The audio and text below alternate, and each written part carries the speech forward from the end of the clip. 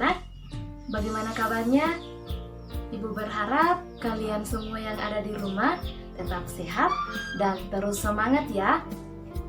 Pada hari ini kita bertemu kembali dalam pelajaran agama Katolik kelas 3. Anak-anak sekalian, mari menyiapkan diri kita belajar dengan baik ya.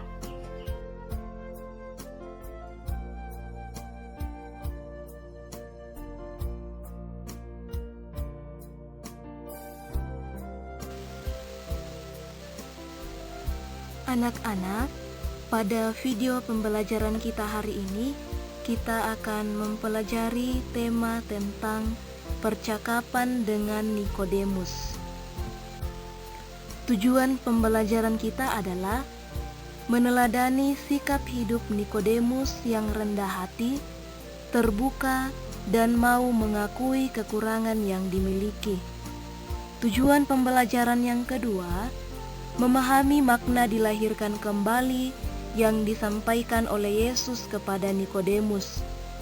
Tujuan pembelajaran yang ketiga, kita mengubah cara hidup menjadi lebih baik dan sesuai dengan kehendak Allah agar makin layak menjadi murid Yesus dan boleh masuk dalam kerajaan Allah.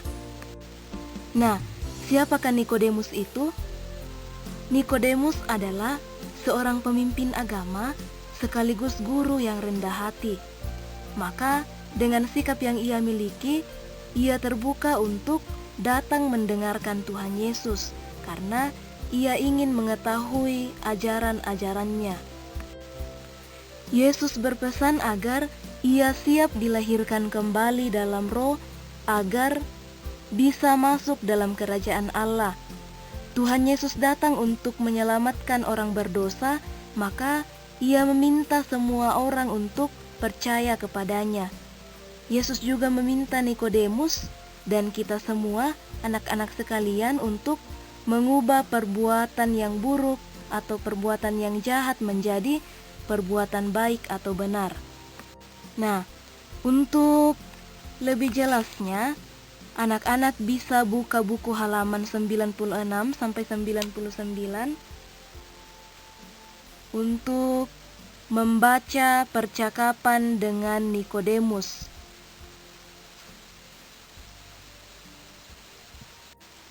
Nah, setelah anak-anak membaca percakapan Yesus dengan Nikodemus dalam Injil Yohanes bab 3 ayat 1 sampai 21, hal yang menarik Nikodemus adalah ajaran Yesus tentang kerajaan Allah. Maka ia ingin tahu tentang kerajaan Allah dan bagaimana cara untuk masuk dalam kerajaan Allah. Kerendahan hati serta keterbukaan pikirannya membuat Nikodemus mau menangkap pesan yang diberikan oleh Yesus. Percaya lalu bertobat dan berubah adalah arahan penting yang diberikan Yesus kepada Nikodemus untuk bisa masuk dalam kerajaan Allah. Hal yang kedua adalah apa arti dilahirkan kembali? Dilahirkan kembali berarti meninggalkan cara hidup lama dan melakukan cara hidup yang baru. Cara hidup yang lama yang dipenuhi kejahatan harus ditinggalkan.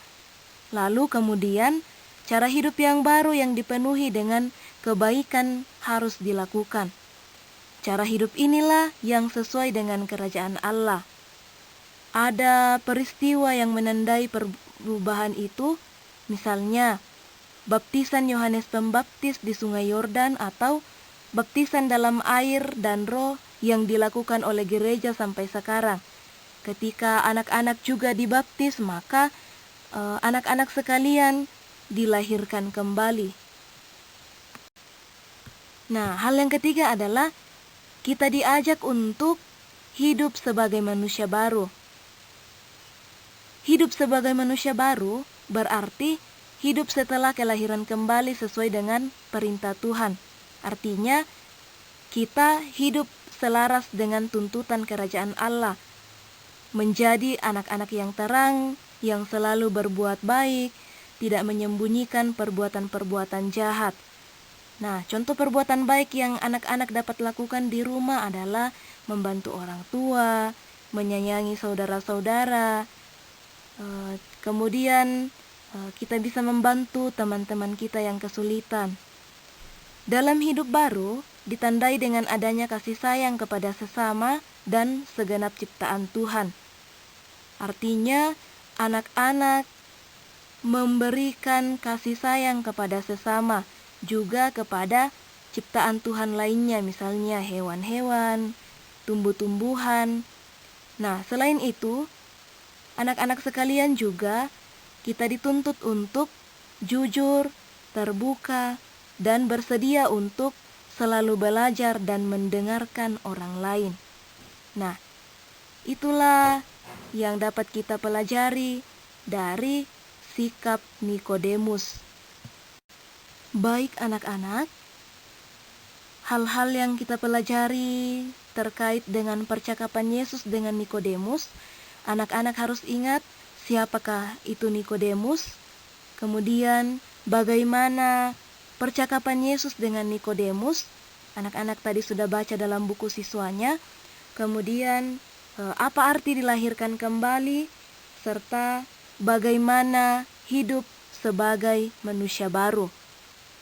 Jadi itu pokok-pokok penting yang terkait dengan tema pelajaran agama hari ini. Harap dipelajari dengan baik. Selamat belajar semua. Tetap semangat dan salam sehat. Tuhan memberkati kita. Sampai jumpa.